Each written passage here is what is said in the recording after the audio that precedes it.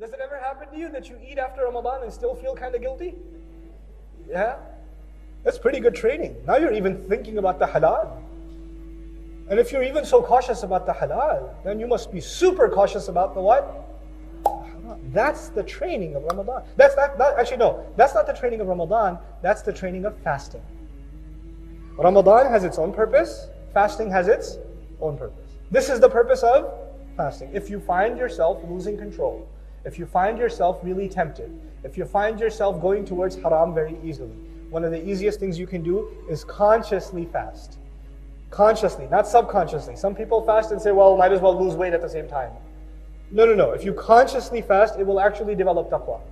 So now, فَمَنْ شَهِدَ مِنْكُمُ الشَّهْرَ فَلْيَصُمْهُ. Whoever gets to witness that month among you, then he should fast. Check this out. Allah did not say, whoever lives in that month, or whoever, you should fast in that month. He said, you should witness that month. By the way, to witness something, فَمَنْ شَهِدَ مِنْكُمْ, to witness something, you have to be awake or asleep. Wait, let me say that again. To witness something, you have to be what? Awake. Oh, so you have to be awake in Ramadan? Yeah? You sure, Bahrain? You sure you understand what I'm saying to you? You have suhoor, then you pass out, then you wake up for Dhuhr, and you pass out, then you wake up for Asr, and you pass out, then you're really awake for Maghrib. And then you eat so much you can't stand in Salah. Oh yeah. If you want the most out of the month of Ramadan, you have to go out of your way to stay what? Shahida minkum shahra. Don't spend your day sleeping. Don't spend your day. I love the teenagers, they're the best. They pass out like they're dying, and then they wake up, is it time yet? So useless. God, do something with your life. Stay awake in Ramadan. Don't sleep too much. You can sleep the rest of your life. This is the month where all humanity is supposed to wake up. The Muslims should not be sleeping. The Muslims should be awake. Allah will give you energy. There are two students in the college. One of them studies every day. Every day. The other one never studies. One of them graduates on time, the other one graduates much later. The one who did not study, what was he doing? If he was not studying, what was he doing? Fooling around, sleeping, playing video games, sports, movies, whatever, right? And the guy who was studying was having the hardest time, wasn't he? He wants to watch a movie too. He wants to go play too. He wants to sleep too, but he's staying awake and he's studying. This one is going through difficulty and this one is going through what? Ease. But when the student who worked hard graduated, his life was a lot easier. And when the student who didn't put the work in, later in the same years, his life is what? A lot harder. There are two people. One of them exercises every day, eats right every day. Chocolate looks at him and he doesn't eat it. And then there's his brother who says, dummy, eat whatever you want. Exercise, come on man, who needs that? يُرِيدُ اللَّهُ بِكُمُ الْيُسْرَ. Doesn't exercise, yes? They're the same age. They're both 18 years old. And one of them takes care of himself, the other one does not take. By the way, is it easy to take care of yourself? No. It's a sacrifice, isn't it? It's pain and endurance, isn't it? Okay. One of them looks lean. The other one looks like a snake just swallowed a goat. One of them is going to have diabetes, high blood pressure, back problems, heart problems, yes or no? And the other one's going to be playing tennis. Isn't it? So he went through difficulty in the beginning, and as a result, he enjoyed long-term ease. Yes? Do you understand what I'm saying to you? Allah made Ramadan tougher because He wants your life to be what? Easier. Learn taqwa here so you can save yourself for 11 months. It'll be better for you. Because when you save yourself from haram, when you save yourself from sin, when you save yourself from forgetting Allah, then your life becomes easier. Allah opens more doors of rizq. Allah makes your health better. Allah makes your family better. Allah makes your relationships with your kids better. He even makes your wife nicer. I know, it's possible. Now Allah says, now the human being will be informed. What did he make a priority out of? And what did he put on the back burner? That's the translation I'll prefer here. بِمَا قَدَّمَ, what did he give priority to? What took taqdeem for him? What was priority number one? What took precedence? وَمَا أَخَّرَ, and what could wait? What were the things that you put on the back burner? The crime of the human being isn't necessarily that he doesn't do a good deed. The human being says, it can wait. I can do it later. The crime of the human being isn't necessarily that he doesn't leave sin. He says, I'll leave it later. Or, let me do what I want right now. I'll do that later. I have time. Taqdeem and ta'khir, not the grammar one. The one for life. Human beings will be thoroughly informed. What were your priorities? What did you put ahead? What came first for you? What came later for you? بِمَا قَدَّمَ وَأَخَّرَ. The other meaning of قَدَّمَ وَأَخَّرَ in Tafsir Juz Amma I mentioned also, قَدَّمَ also means what you've sent forward. You've done deeds, you've done works, and every one of them are waiting for you. Our deeds are waiting for us. كُلُّ نَفْسٍ بِمَا كَسَبَتْ رَهِينَ. You've sent collateral over. You've sent deeds over for processing. And you're going to meet those deeds on Judgment Day. I don't meet my deeds now, I just do them now. I will meet them then. وَوَجَدُوا مَا عَمِلُوا حَاضِرًا. Then you're standing face to face in front of their salats. If your salat was lousy, you'll be standing in front of a lousy salat, staring right at you. That's what it's going to be. If you were lying, cheating, backbiting, angry, arrogant, condescending, whatever you were, looking right at you in the face. And then you're going to say, مَالِ هَذَا الْكِتَابِ. That's the reality of it. بِمَا قَدَّمَ وَأَخَّرَ. What did he make a priority out of? What did he put on the back burner? This is one of those life-transforming ayat. The human being will be thoroughly informed. This was your priority. This is what you spent time on. This is what you did with your free time. This is what you thought can wait. You had all these dreams. I want to memorize the Qur'an. What did you do for it? How many seasons of how many TV shows did you watch instead? That was a priority for you. You wanted to memorize. Oh, but it can wait though. Inshallah, one day, when my heart is purified, then I shall start. بِمَا قَدَّمَ وَأَخَّرَ بَلِ الْإِنسَانِ. No.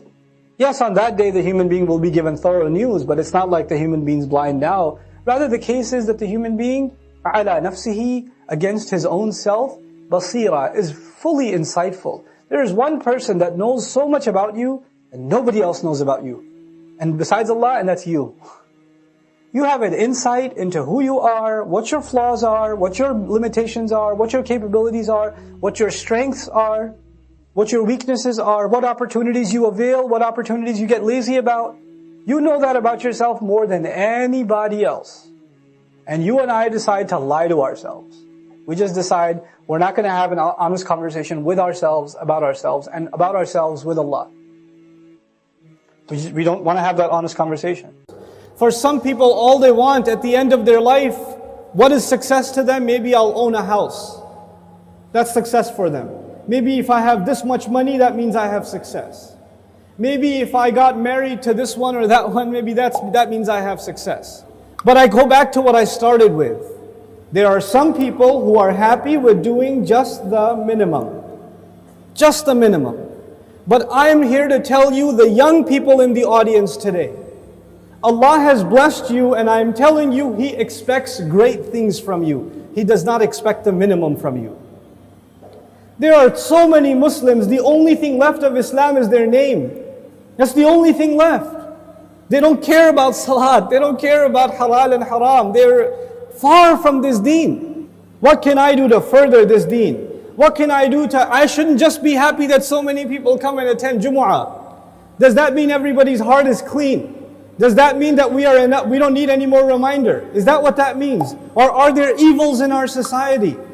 Are there youth that are turning towards drugs?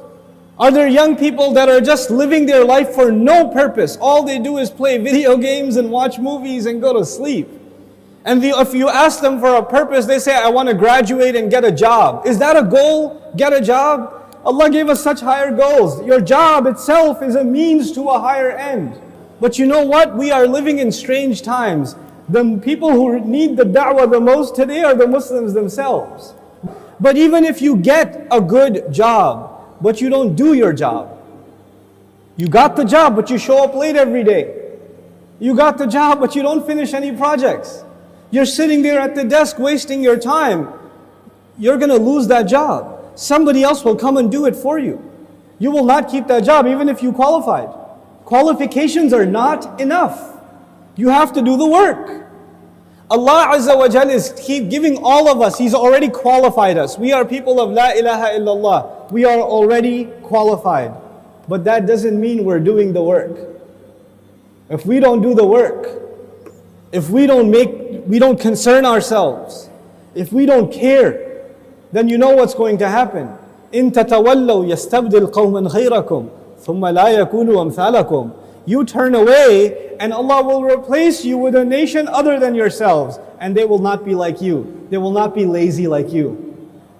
And those are when young Muslim people have real iman, when young Muslims have real strength in their belief, then they have the power to change the world.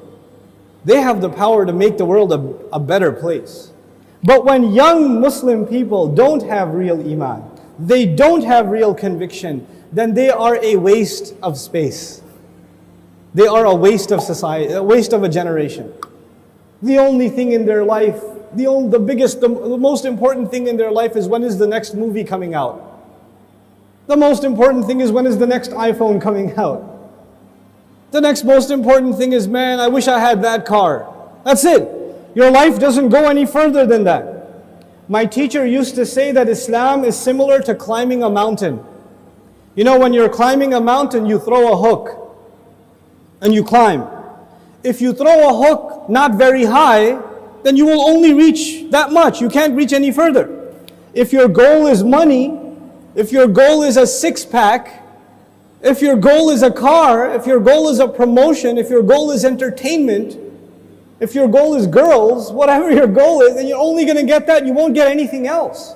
But if your goal is something higher, to serve something more than yourself, you don't live a selfish life. You want to live for the sake of Allah and for the benefit of others. That's how you want to live. Then you will benefit yourself definitely, but you will be honored in the eyes of Allah because you set your goal much higher. Our deen in this beautiful ayah, Allah Azza wa Jal describes it, قُلْ هَذِهِ سَبِيلِي. This is my path. As-sabil is a path. And you know what? Allah did not say in this ayah, قُلْ هَذَا دِينِي. This is my deen. Tell them this is my religion. This is my Islam. This is my truth. This is my book. He didn't describe it with any other language except this is my path. And all of you know a path is like a journey. So Islam itself is being described as a journey in this ayah. What does that mean? That means in any journey you have to make progress, right? So even if you take one step, you are more closer to your destination than the day before or the step before.